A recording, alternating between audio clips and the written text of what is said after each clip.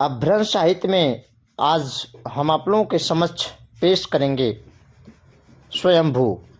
यह एक छोटा नाम नहीं है, यह बड़ा चर्चित नाम है। अपभ्रंश साहित्य के बारे में अगर बात होती है तो स्वयंभू का नाम हम लोग के समक्ष एक बड़े रूप में आता है। आज मैं बात करूंगा स्वयंभू के बारे में, स्वयंभू की रचनाएं के बारे में।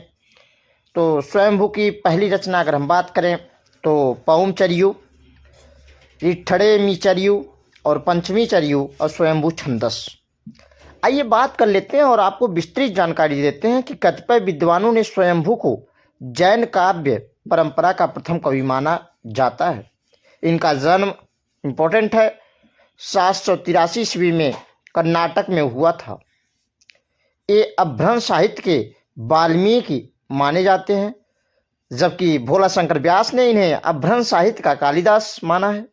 स्वयंभू की रचनाएं पौमचर्यु यह पदचरित है, रिठड़े मीचर्यु यह अरिष्टनेमी चरित या हरिवंश पुराण तथा पंचमी चर्यु प्रबंध काव्य है।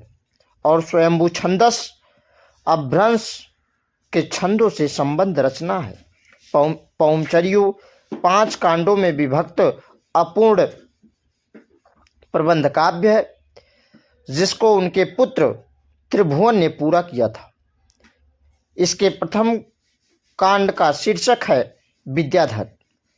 साहित्यिक दृष्टि से पौमचर्यु श्रेष्ठ काव्य है, जिसमें यह इंपॉर्टेंट है, पूछा जाता है, जिसमें राम का विस्तृत वर्णन जैन परंपरा के आवरण में हुआ है। इसकी रचना शैली कड़वक बद्ध दोहा चौपाई शैली में हुई है। इस ग्रंथ की रचना उन्होंने धनंजय के आश्रय में की। रिठड़े मीचर्यु में कृष्ण गाथा का वर्णन है, ये भी इंपॉर्टेंट है, पूछा जाता है। साथ ही साथ आइए मैं एक टिप्पणी के बारे में बात करता हूँ कि स्वयंभू के पिता का नाम मारुति देव थे, आप लोगों को याद है होगा, मारुति देव मारुति चलाने वाली, तथा माता का नाम पद्मनी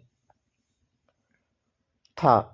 पौमचर्यु में 90 संधियां और 5 कांड हैं। स्वयंभू ने 83 संधियों की रचना की, शेष की रचना इनके पुत्र त्रिभुवन ने की। सभार गणपत चंद्रगुप्त और साथ ही साथ अन्य लोगों ने। आइए चलिए आज बात कर लिए हम स्वयंभू के बारे में। अगले दिन बात हम आपसे करेंगे पुष्पदंत के बारे में और पुष्पदंत की रचनाओं के बारे में और उनका जीवन काल किस तरीके से क्या क्रमवार रहा है अपभ्रंश साहित्य में, सब की बातें करेंगे। आज के लिए बस इतना ही, फिर मिलते हैं आपसे अगले वीडियो में। तब तक आप लोग देखना ना भूलें। यह मेरा एपिसोड जो छोटा छोटा सा आपके परीक्षा के लिए काफ़ी उपयोगी है।